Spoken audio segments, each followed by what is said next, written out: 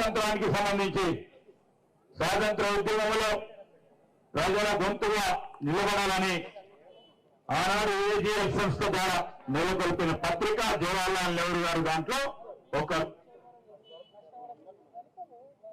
ఏ ఉద్దేశంతో ఆ రోజు పత్రిక స్థాపించడం జరిగిందో స్వాతంత్రం వచ్చిన తర్వాత కూడా పత్రికకు ఎక్కడ ఇబ్బంది జరగకూడదు, నిరంతరం పత్రికల్లో వార్తలు రావాలి, ప్రజా గొంతుగా నిలబడాలని ఎప్పుడు ఆర్థిక ఇబ్బంది వచ్చినా కాంగ్రెస్ పార్టీ పక్షాన మరి రుణాలు ఇవ్వటం జరిగింది. పత్రికను ముందుకు నడిపించిన ఈరోజు యంగ్ ఇండియా పేరిట స్థాపించిన ఈ కంపెనీలో ఏజీఎల్ కంపెనీని తీసుకొని దాని ముందుకు నడిపించే ప్రయత్నంలో ఈరోజు దీంట్లో షేర్ హోల్డర్స్ వారికి ఎవరికైనా కానీ ₹1 రావడానికి ఆస్కారం లేదు.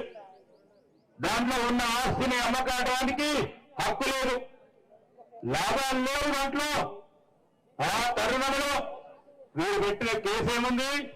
మనీ లాండరింగ్ అంటా ఉన్నారు. ఇక్కడ చాలా మంది మా అడ్వకేట్స్ గారు ఉన్నారు.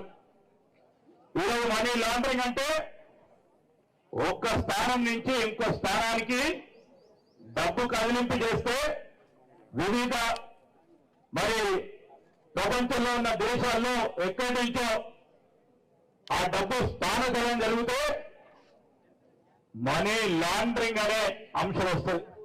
అసలు డబ్బే ఇక్కడి నుంచి ఇక్కడికి మారలేదు.